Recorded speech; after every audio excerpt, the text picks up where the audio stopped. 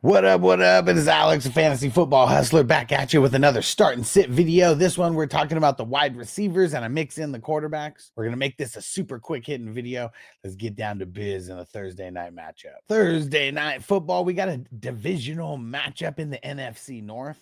Let's hope this one lives up to the billing. It's the Lions taking on the Packers. Lions are a 3.5-point favorite, and the over-under is 51.5. And that is the highest on the week. If there's one thing the Packers are good at, it's shutting down the wide receivers and not giving up a bunch of points to those wide receivers.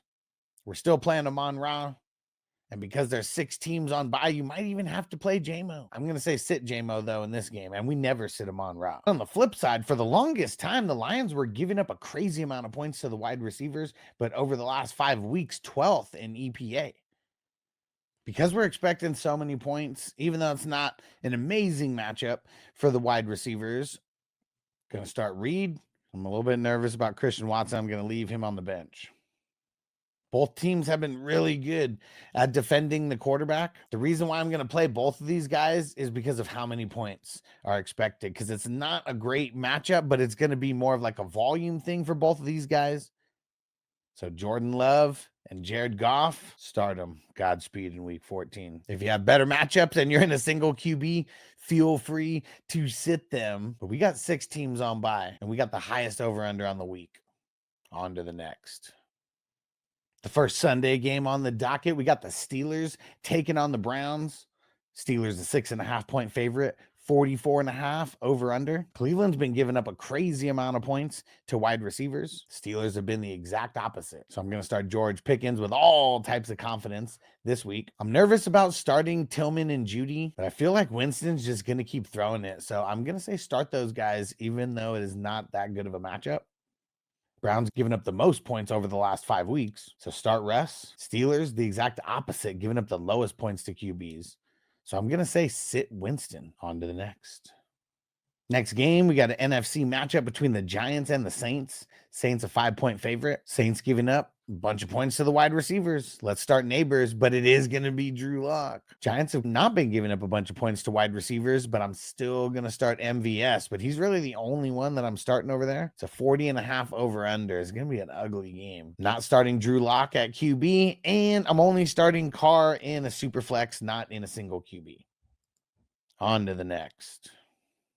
We got a divisional matchup next between the Dolphins and the goddamn Jets. Dolphins 6.5-point favorite. 45 is the over-under. Jets for the season have been really good against the wide receivers, but that hasn't been the case over the last handful of weeks. We're starting Tyreek. We're starting Waddle. It's week 14. It sucks, but we know what they can do. And we just got to hope that they do it this week. Dolphins in the same boat where they've been giving up more points recently to the wide receivers than they were at the beginning of the season. So let's start Adams. Let's start Garrett Wilson. For the QBs, it's good matchups for both guys here. Dolphins used to be a horrible matchup, just like the Jets were a horrible matchup. Not so much anymore. I'm starting Tua. Just look at what he's been doing recently. I'm only starting Rodgers in a super flex, not in a single QB. On to the next. Another divisional matchup, the Titans taking on the Jaguars. The Titans are a 3.5-point favorite, 39.5 over under. Ugly. Jaguars, we already know they're giving up a bunch of booty to the wide receivers. Over the last 5 weeks, they have been giving up less booty, but I'm still starting Ridley, and we're still starting Westbrook-Ekine. Let's not get cute.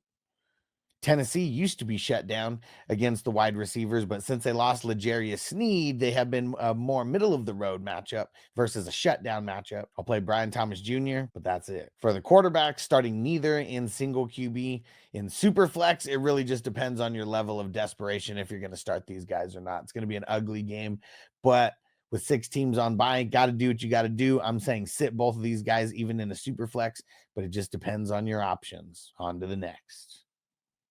We got an NFC matchup here between the Vikings and the Falcons. Vikings a 5.5-point favorite, 45.5 over under. Both teams giving up a bunch of booty to the wide receivers. You'll notice it just keeps going up and up for the Falcons.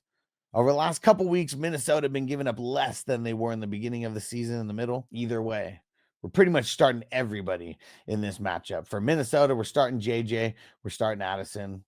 6 teams on bye. Addison is more of like a flex guy. For the Falcons, Vikings are so good against the run. I'm starting all 3 guys. I'm starting London. going to be tough for him on Byron Murphy Jr., but I'm still starting him. We're starting Mooney, and we're starting Ray McLeod because he just keeps doing enough to be relevant as a flex player. So fire him up. All right, fire him up! I really want to sit both of the quarterbacks in single QB. In Superflex, I'm probably starting both of them. Falcons are a better matchup than the Vikings have been, though. So if I'm going to start one guy over the other, it would be Darnold over Cousins. It just depends on your matchups, and I'm talking Superflex only. I don't want to start these guys in single QB. If I had to start one in single QB, it would be Sam Darnold. Falcons just giving up more points to the quarterbacks by a pretty big margin. On to the next. Got another NFC matchup over here between the Eagles and the Panthers. Eagles a 12.5-point favorite. 46 is the over-under. Both teams have been pretty good at defending the wide receivers. Eagles have been amazing at defending the wide receivers. So I really don't want to start anybody unless I have to over there. I will start Thielen.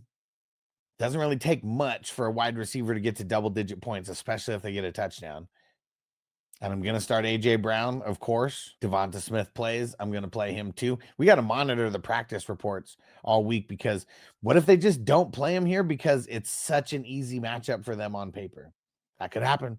So make sure you guys are hanging out all week here so you are updated with the injury reports and the statuses and should you play this guy, should you sit this guy, yada, yada.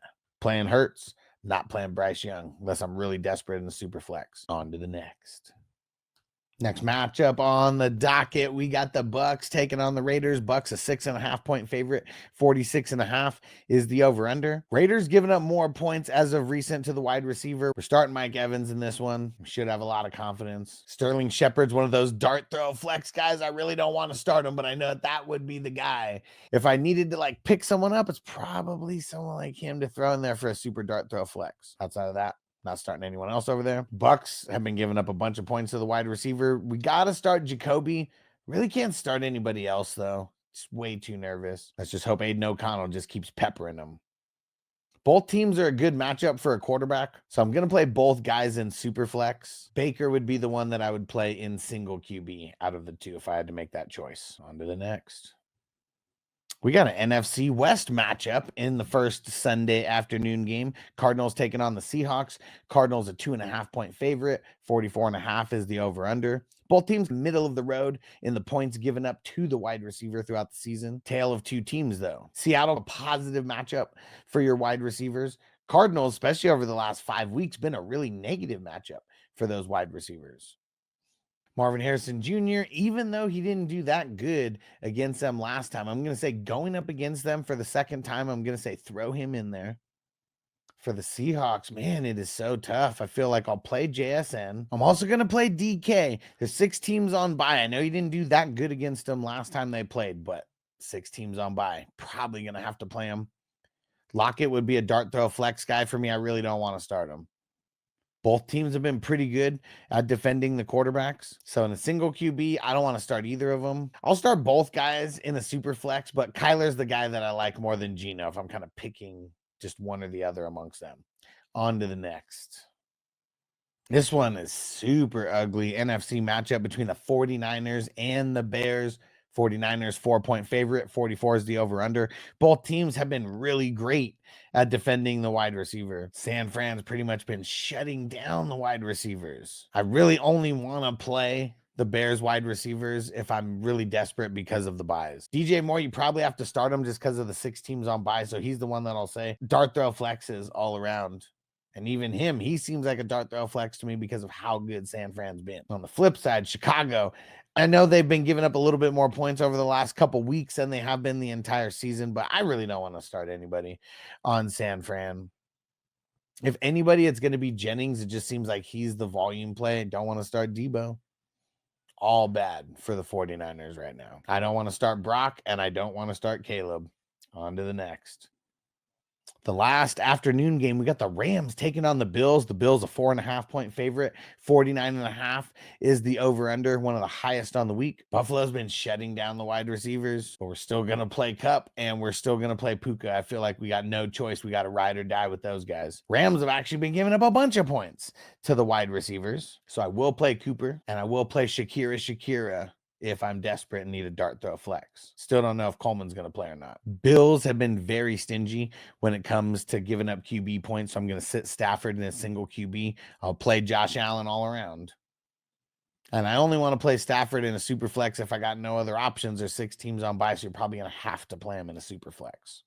On to the next. We made it all the way to Sunday Night Football. We got the Chiefs taking on the Chargers.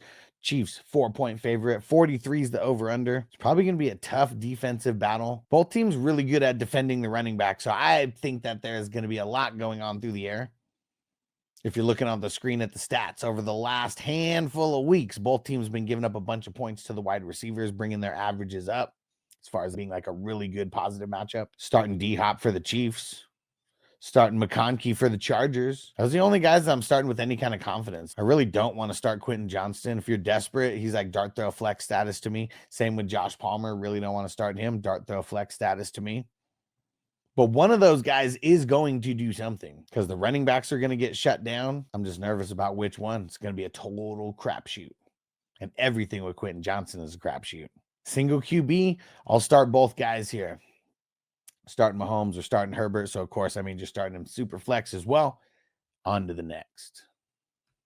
Yes, we have made it all the way to Monday Night Football. We got the Cowboys taking on the Bengals. Bengals are a 5.5-point favorite. 49.5 is the over-under, one of the highest on the week. And one thing that we love seeing all the green on the screen. Bengals have been a great matchup for the wide receivers. So we're going to start CD Lamb. He better play. If he doesn't, I'll start Cooks. I really don't want to. But the Bengals have been such a good matchup, I feel like I got to. Cowboys have been a really steadily positive matchup for the wide receivers throughout the season. We're starting Chase. We're starting Higgins. I'll throw Yoshi in there as a dart throw flex guy for this week as well. For the QBs, Burrow we're playing. Cooper Rush, I will play in a super flex, not a single QB. Unless you're really desperate. Super flex, though, I will start him with some confidence this week. Yes, made it all the way to the end. Let me know what you thought of this quick hit and start and sit. Don't forget to go check out the running back and tight end start and sit. Go join the crew at 420crew.com if you have not. And go grab a t-shirt at 420crewmerch.com. They're only $12.50 right now. And I'll see you guys at the next live stream. Peace out.